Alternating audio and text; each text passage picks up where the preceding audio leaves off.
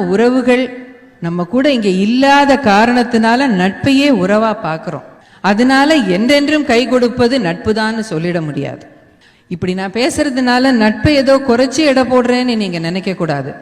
சுரேஷே சொன்னாரு, நட்புங்கிறது தண்ணீர் மாதிரி. ஆரோக்கியமான வாழ்க்கைக்கு தண்ணீர் இல்லாத வாழ்வு கிடையாது. நிச்சயம் தண்ணீர் அவசியம். ஆனா நான் சொல்ல வர்றது என்னன்னா, உறவுங்கிறது சுவாசம் மாதிரி. சுவாசிக்காம இருக்கவே முடியாது.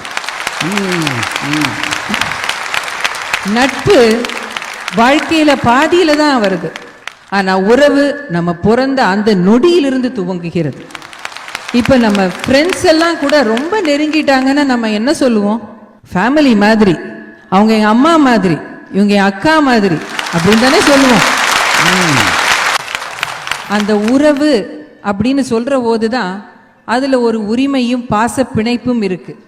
என்றென்றும் கை கொடுக்கும் கடமை உணர்வும் இருக்கு. ஒரு கமிட்மெண்ட் நட்புல இல்லைன்னு நான் சொல்லவே இல்லை. ஆனா உறவுன்னு வரபோது அந்த கடமை, உரிமை, எதிர்பார்ப்பு எல்லாம் இருக்கும். அதனால கொஞ்சம் ஏமாற்றம், சண்டை, கோபதாபங்கள் எல்லாமே இருக்கும். ஆனா பிடிக்காத நட்பிலிருந்து நீங்க உதறிட்டு போக முடியும். உறவு அப்படி அல்ல. பிடிக்கிறதோ பிடிக்கலையோ, சண்டை போட்டீங்களோ சேர்ந்து இருக்கீங்களோ, உங்களுக்கு தேவைங்கிற போது வந்து நிற்கும் உறவு. யாயும் நியாயும் யாராகியரோ எந்தையும் நுந்தையும் எவ்வழி கேளிர்னு சேர்ற உறவு. செம்புல பெயல் நீராக கலக்கும் உறவு கணவன் மனைவி பந்தம். படிங்கயா.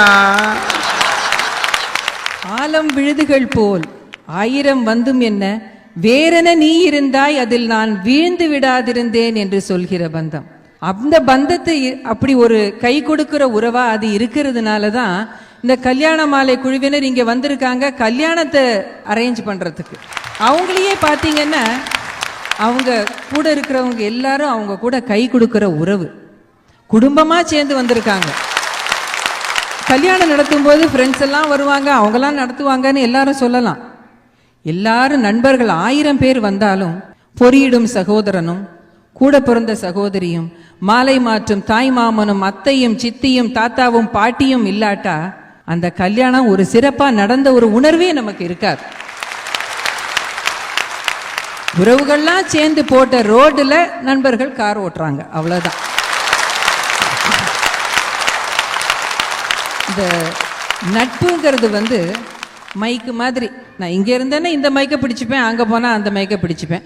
கனடிகட்ல இருந்தா ஒரு ஃப்ரெண்ட்ஸ் குரூப், சிகாகோ போனா ஒரு ஃப்ரெண்ட்ஸ் குரூப், சின்சினாட்டி போனா இன்னொரு ஃப்ரெண்ட்ஸ் குரூப். ஆனா உறவுங்கிறது என்னோட கை மாதிரி.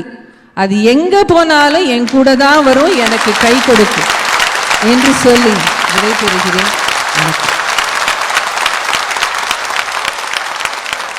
திருமதி பூமா நம்பி ஸ்ரீ அசத்திட்டாங்க.